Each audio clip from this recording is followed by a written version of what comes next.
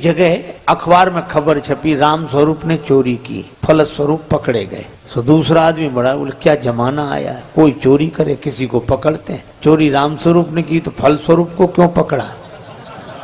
तो जैसे वो फलस्वरूप का अर्थ नहीं समझ पा रहा था, इसी तरह हम समझ भले ही न पाए पर कर्म हमारा, भोग हमारा, और इस धारा में हम निरंतर बहते जाते हैं। लेकिन क्या बचने का कोई उपाय है? प्रश्न यह है, क्योंकि निरंतर कामना होगी, निरंतर कर्म होंगे, निरंतर फल होगा, निरंतर भोग होगा, और यह क्रम चलता रहेगा। जन्म से लेकर मृत्यु तक नहीं, अनेक जन्मों तक चलता ही रहता है। तो अच्छा आप ऐसे सोचो, प्रारब्ध भी तीन तरह के, इच्छा प्रारब्ध, अनिच्छा प्रारब्ध और परीक्षा प्रारब्ध। हमने इच्छा की वस्तु मिल गई, इच्छा प्रारब्ध। कई बार लोग अरे हम तो ये चाह ही रहे थे और आप मिल गए, बड़ा अच्छा हुआ, इच्छा प्रारब्ध। सर्दी जुकाम बुखार कोई नहीं चाहता, बुखार आ रहा है, जुकाम है, बहुत परेशान, अनिच्छा प्रारब्ध। और परीक्षा प्रारब्ध, और करे अपराध को और पाओ फल भोग। एक आदमी बेचारा सीधे रास्ते से जा रहा था, दो में झगड़ा हो गया, झगड़ते झगड़ते उसी पर गिर पड़े, वो बेचारा न लेने में न देने में, परीक्षा प्रारब्ध। अच्छा प्रारब्ध भी ऐसे कि पुरुषार्थ से प्रारब्ध का प्रभाव टल जाता है, मिट जाता है। तीव्र प्रारब्ध हुआ तो तीव्रतम पुरुषार्थ चाहिए, लेकिन ऐसा भी प्रारब्ध होता है जिस पर पुरुषार्थ कोई काम नहीं करता। सुप्रीम कोर्ट ने फैसला कर दिया, मृत्युदंड निश्चित, अब कोई उपाय नहीं। लेकिन हमारी भावना है, भक्ति शास्त्र कहते हैं उपाय है। सुप्रीम कोर्ट के फैसले के बाद कोई कोर्ट भले ही न बचा हो, पर सुप्रीम कोर्ट से मिलने वाले मृत्यु दंड से बचा जा सकता है अगर राष्ट्रपति कृपा करे तो। मर्सी ऑर्डर लगाते हैं, राष्ट्रपति चाहे तो। इसी तरह मैं आपसे कहता हूं कि हमारा कितना ही तीव्रतम कर्म क्यों ना हो, प्रारब्ध भोगना क्यों ना हो, लेकिन मुक्ति मिल सकती है अगर भगवान चाहे तो। तभी आपने सुना होगा, जानके नाथ सहाय करे तब कौन बिगाड़, करे नर तेरो, जानके नाथ करे जब कौन बिगाड़, करे नर तेरो, जानकी नाथ। इसमें नवग्रहों का वर्णन है। सूरज मंगल सोम प्रभु सुत बुध यरु गुरु वरदायक, तेरो राहु केतु की नाही, गम्यता संग शनिश्चर होत, सवेरा नाथ सहाय करे जब जानकी नाथ सहाय, करे जब जानकी नाथ सहाय, कौन बिगाड़ करे नर तेरो, जानकी नाथ सहाय, जानकी नाथ सहाय। नवग्रहों का वर्णन है। श्री तुलसीदास जी कहते हैं, नवग्रह प्रतिकूल हो जाएं, परवाह मत करो। क्यों? नवग्रह से ऊपर भी एक ग्रह है। वह क्या? का नवग्रह से ऊपर है भगवान का अनुग्रह है। भगवान श्री कृष्ण भी यही कह रहे हैं कि कब तक जमुना जी की धारा में बहोगे, कब तक कामना कर्म फल भोग ये धारा निरंतर बहेगी। धारा में बहते जा रहे हो, धारा से लौट आओ। लेकिन धारा से हम लौटे कैसे? बह गए हैं धारा में। भगवान श्री कृष्ण कहते हैं कि धारा को उलट दो, लौट आओगे। धारा में न बहो, राधा राधा कह के मेरे पास आ जाओ। धारा में न बहो राधा राधा राधा कहकर मेरे पास आ जाओ, मैं निमंत्रण दे रहा हूं। भगवान श्री कृष्ण जमुना जी में के जल में खड़े हैं और हाथ से इशारा कर रहे हैं, आ जाओ आ जाओ, मैं कब से प्रतीक्षा कर रहा हूं, मैं तुम्हें अपने हाथों में उठा लूंगा, फिर कोई धारा तुम्हें बहा नहीं सकेगी। अब कुछ दिए तो बहते गए, इधर आए ही नहीं, और कुछ दिए भगवान श्री कृष्ण के पास आ गए। सक्र-देव प्रपन्नाय तवास्मीति। एक बार कोई प्रपन्न होकर कह दे कि हम आपकी शरण में हैं, बस। अच्छा, शरणागत को बड़ा आनंद है। वैसे भी आप देखो, अगर आप पैदल पैदल चलो तो सड़क के 100 नियम है। बाईं तरफ चलो, आगे पीछे देखकर चलो, अरे नीचे भी देखकर चलो, केले का छिलका न पड़ा हो। तांगा बचाओ, साइकिल बचाओ, मोटरसाइकिल बचाओ, कितना झंझट, इन सबको बचाओ। और तो और पैदल चलने वालों तक को बचाओ। कई बार लोग सिर नीचा करके ही चलते हैं, किसी से भी टक्कर हो जाए। एक आदमी सिर झुकाकर चलता, किसी से भी टकरा जाता, और टकराने के बाद सिर उठाकर कहता बड़े गधे हो। लोग हंसते हैं कि ये कैसा आदमी खुद ही तो टकराता है और सामने वाले को गधा कहता है। एक दिन वो आदमी सिर झुकाए जा रहा था, संयोग से गधे से ही टक्कर हो गई, तो सिर उठाकर बोला बड़े, और जो देखा बोले अब आप तो आप ही हैं, अब आपसे क्या कहें।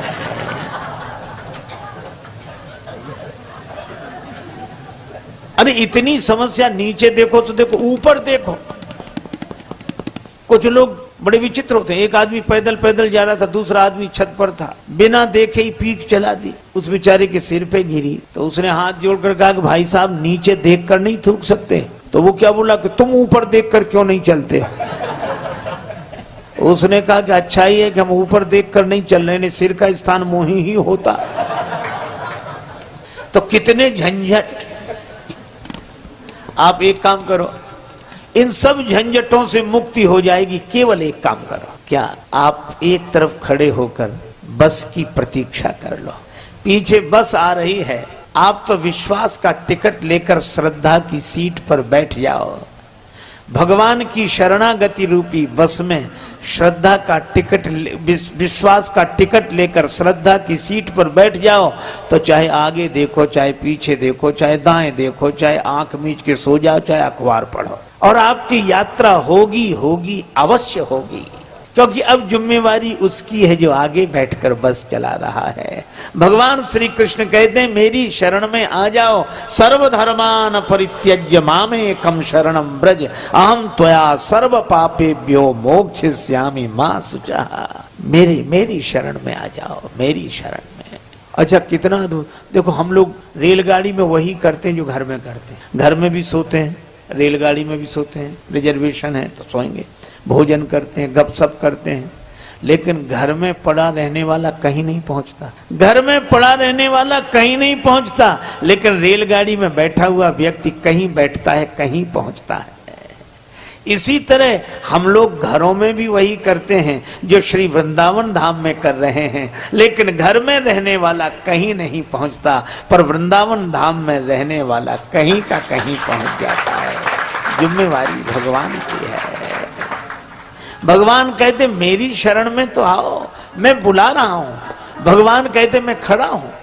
हर मंदिर में भगवान खड़े हैं, तैयार खड़े हैं स्वीकार करने के लिए, शरण देने के लिए। तो कुछ दिए भगवान के चरणों के पास आ गए। जो चरणों के पास आए उन्हें भगवान ने उठा लिया अपने कोमल कर कमलों में, और उन दियों को बुझाकर पीतांबर में भर लिया, पोटली बनाई, सारे दिए समेटकर पीतांबर में बांध लिए। और मानो भाव यह है कि तुम्हारा वजन आज से हमारे सिर पर, तुम्हारा बोझ आज से हमारे सिर पर। पोटली रख ली। मैया यशोदा ने प्रणाम किया, आंख खोली, कन्हैया प्रणाम कर। श्री कृष्ण ने प्रणाम किया। मैया बोली चलें अब? कन्हैया बोले हाँ मैया चलो, और पोटली संभाली श्री कृष्ण ने। मैया बोली इस पोटली में क्या है? कन्हैया बोले मैया किसी को किसी की पोटली नहीं देखनी चाहिए, किसी को किसी की पोटली नहीं देखनी चाहिए। मैया बोली चोर की पोटली जरूर देखनी चाहिए। और ऐसा कह के मैया ने पोटली छीन ली, गांठ खोली तो दिए बंधे थे। भगवान श्री कृष्ण सिर झुकाए खड़े थे। इनको क्यों बांधा? हमने तो बहा दिए थे। श्री कृष्ण ने कहा कि मैया लोग यही करते हैं, कर्म की धारा में बहाकर जीव को छोड़ देते हैं। ये तो बहते ही जा रहे थे, बहते ही जा रहे थे। तो लेकिन तुमने क्यों बांधे? श्री कृष्ण ने कहा मैया मेरी आदत है कि मैं किसी को बहते हुए नहीं देख सकता।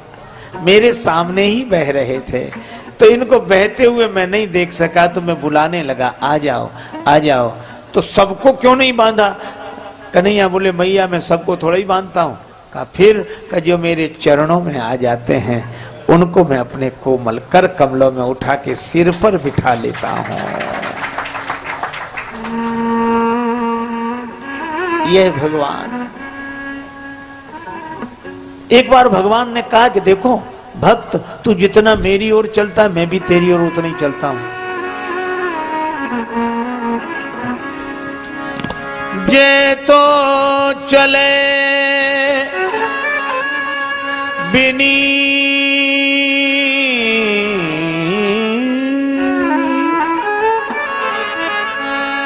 बिनीत तू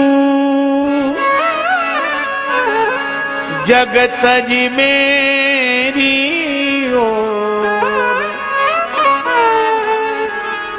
ते पग में भी धरूं, करूं कृपा की को। भक्त तो जितने चरण मेरी ओर चलकर आता है मैं भी तुम्हारी ओर उतने ही चरण चलकर आता हूं। भक्त ने कहा तो बड़ी निराश घटना है यह। मैं 2-4 कदम कभी आपकी ओर चल पाता हूं, तो क्या आप भी उतने ही कदम चलते हो? तब तो मेरा उद्धार हो ही नहीं सकेगा। भगवान ने कहा कि नहीं नहीं, अंतर है। एक चरण तेरो परे मम हित चित पे छूछ, मेरो चरण बढ़ाई वो राजा बलि से पूछ, मेरो चरण बढ़ाई वो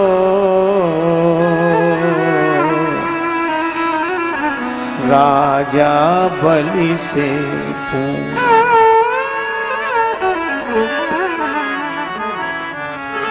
भगवान श्री कृष्ण की उंगली में चोट लग गई, रक्त बहने लगा।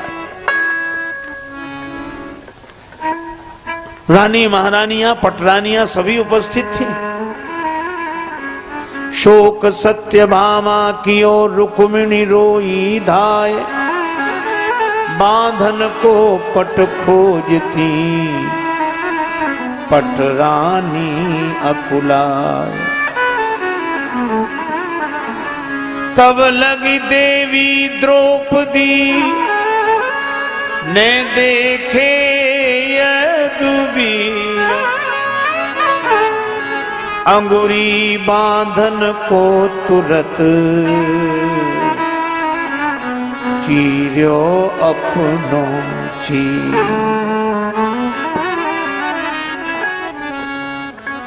द्रौपदी जी ने अपनी कीमती साड़ी फाड़ दी और वस्त्र खंड भगवान श्री कृष्ण की इस रक्त रंजित उंगली पर लपेट दिया। श्री कृष्ण ने कहा कि बहन इतनी कीमती साड़ी क्यों फाड़ दी? द्रौपदी जी बोली, प्यारे घनश्याम यदि काम आवे आपके तो काढ़ दूं नसों को, ये तो रेशम के धागे हैं। प्यारे घनश्याम यदि काम आवे आपके तो काढ़ दूं नसों को, ये तो रेशम के धागे हैं। और धागे भी साधारण, इनका कौन मोल करे, न दुल्हन के जोड़े हैं न दुल्हा के बागे हैं।